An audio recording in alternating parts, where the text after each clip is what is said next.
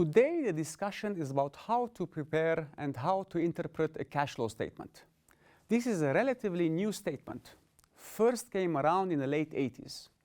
Investors used to rely on the income statement before, but the income statement is not cash-based. It indicates performance. And although performance is very useful, it still is not cash. So investors wanted to know what are the cash transactions within a company. For that reason, the FASB introduced the cash flow statement, composed of three parts. An operations part, which reconciles earnings with cash flows from operations, then a cash flows from investment section, and the cash flows from a financing section. It is always useful to start with a real-life example. And one popular company that I really respect is Apple. Let us see its cash flow statement. Here, you see the cash flow statement of Apple. If you look at it in detail, you see that it is composed of three large sections. On the top, you always have the cash flow statement from operations, followed by the cash flow statement from investments, and then at the bottom, the cash flow statements from financing. So three separate mini statements within one large statement. Each part gives us different information. The cash flow statement from operations tells us how much cash we made from the business. This is essentially money from the core of the business of the firm. You are in the hotel business, then that would be cash received from customers minus cash spent on running the hotel. If you're in logistics, that would be cash received from the customers minus the cash spent on running your trucks, from driver costs to fuel and money spent on maintenance. The cash flow statement from investments is essentially all the cash transactions related to things such as buying and selling of long-term assets, facilities, machines, buildings, property. Investments could also be related to intangible assets, such as patents, trademarks, or brands. Finally, the last part of the cash flow statement is the financing part. This includes borrowing or paying back to lenders, or taking money or giving money to investors. This would be bank debt, bonds, share issuances, buybacks, dividends, preferred stock, among others. So looking at the cash flow statement in full, you get a good idea how cash is generated and how cash is spent. For the case of Apple here, for the year 2021, we see that Apple makes $104 billion of cash every single year from operations. They spent $14.5 billion on investments.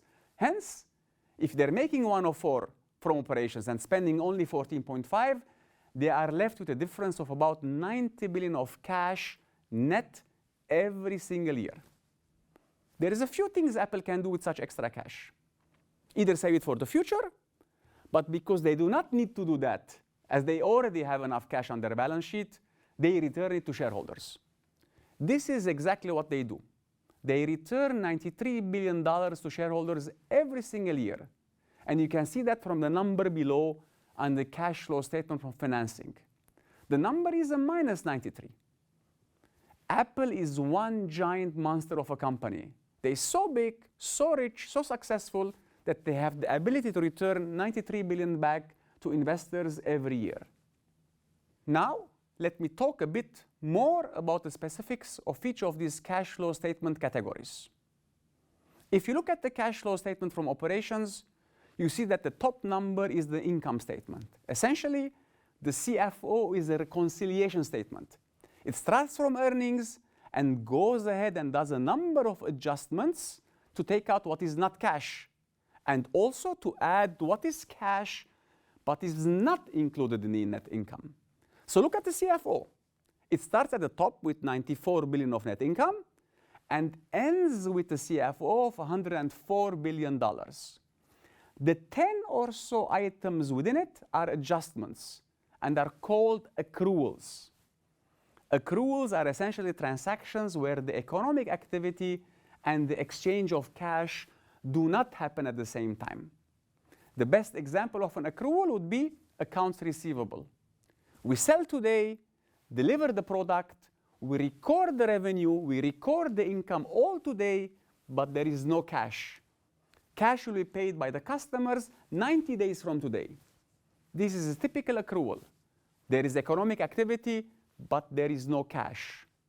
So if we have non-cash items in net income, these need to be adjusted. Hence, we start from net income on the top and work our way down to arrive to cash. Next, I would like to show you a few things under the CFI. Please note, for example, that payments for the purchase of property, plant, and equipment is $11 billion. That number is a minus because cash is leaving the company when we are purchasing. When you look at items under financing activities, you see that they have paid $14.4 billion of dividends and also $85 billion for buybacks. They have borrowed 20.3, since that particular item says proceeds from the issuance of debt. Finally, debt paid back during the year is $8.75 billion. I would like you to notice on the cash flow statement is that it indicates how much cash increased or decreased year on year. At the very bottom, please notice that last year's total cash was $39.78 billion. With the new cash made this year of a negative $3.86 billion, the final cash balance this year is $35.9 billion. Not bad for a phone manufacturer.